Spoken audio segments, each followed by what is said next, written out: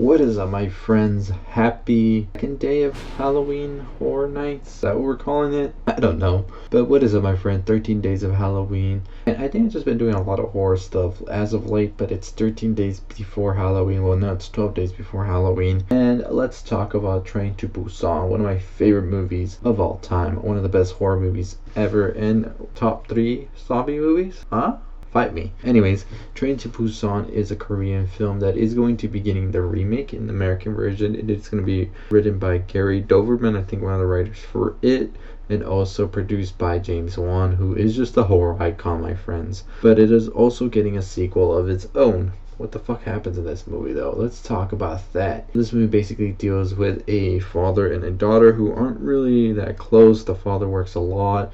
The daughter pretty much is tired of getting the same gifts over and over and not really getting the one thing she wants, and that's her father's love and affection. They go on a train to the girl's mother on a train to Busan. And on this train, we have zombies. So it starts with one zombie girl who gets on. She starts biting everybody, and everybody starts biting everybody else.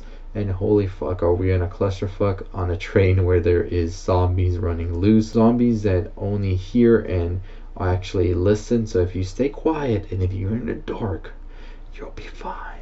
But that's not gonna happen on a train. So you have a rich asshole on this train as well who just cares about himself, and you really see this asshole go through it trying to make himself the only survivor. And then you have everybody else trying to survive, and my favorite character is this guy who is just about to become a father, who is hilarious, and this is just funny throughout the whole thing. So pretty much what we see happen is many obstacles getting in the way as they are on the way to Busan. The survivors trying to survive. A baseball team is in this as well, so man oh man are we in for a pretty fun ride. So by the end of the film we see them go through different obstacles trying to survive. My favorite character actually has to sacrifice himself at a point and hold the zombies so that the other survivors can get to the next cart. It turns out that the next cart are just a bunch of assholes who make them move to another cart, and then they lock them in there. Then there is this one lady who actually can't bear it anymore because they let her sister die, so she just lets all the zombies onto the cart. Not the one where the main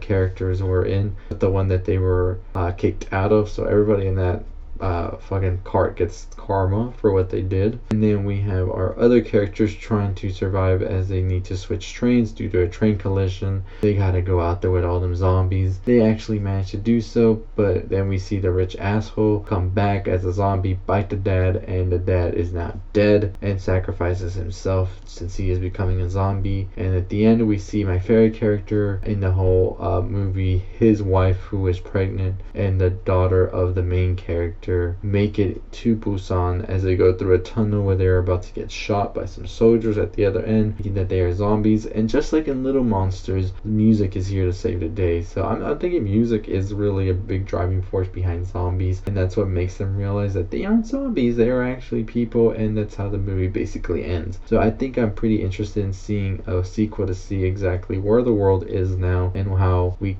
are going to get out of this. So there's a prequel to this already. It is animated. You can definitely check it out as well, and I highly recommend it. But I really enjoyed the ending because there were so many symbolisms throughout, especially with the dad fighting the other rich asshole and fighting his tendencies for all that, as well as self-sacrifice by the soon-to-be dad, who was pretty selfish at points throughout the film, but in the end he pretty much sacrificed himself for the greater good, which is what you do when you become a parent, I feel. And I think it was mainly a lot about parenting this whole film. But other than that, it's a fucking badass zombie film that if you haven't checked out, I highly recommend it. I don't think there is much to spoil because it is just some awesome shots of zombies, and I highly recommend it. The sequel should be out sometime next year, and then the remake, the American remake, should be out sometime next year as well. So if you haven't checked this movie out, I believe it is still on Netflix. You can definitely go check it out right now if you haven't,